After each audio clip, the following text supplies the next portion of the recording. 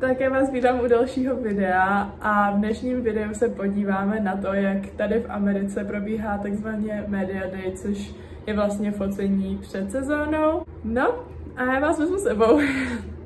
Kafe základne. Tak to máme.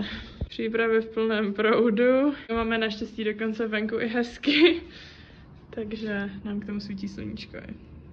Media Day je tady obrovská událost, mnohem větší než v Česku, takže se tady kolem toho posledních pár dnů všechno točí a všechny holky to samozřejmě velmi hrotí, takže musíme i my. Tak my vyrážíme, nevím, jestli mě slyšíte. Tady je Lone Mountain. My jsme ready. Šatně! Ahoj! Hey Jamie, say hi! Hi! Oh.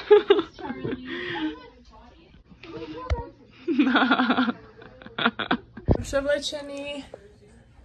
We look baddie. Yeah, we look baddie. A jsme ready na to se podít. Bea! Ahoj! Někdo češtině, hippie. Jdem na to. Kayla, say hi.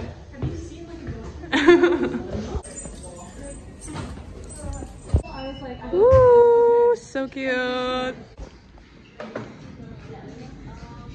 Yes. Here we go. She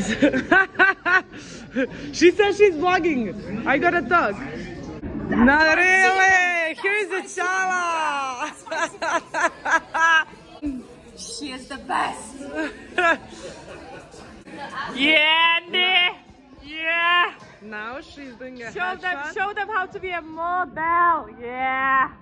Yeah. She goes now. Girlie, look at this smile. She's different poses, you know, guys.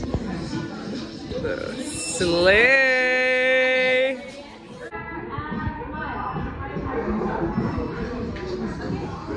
Go Andy, go Andy. Woo!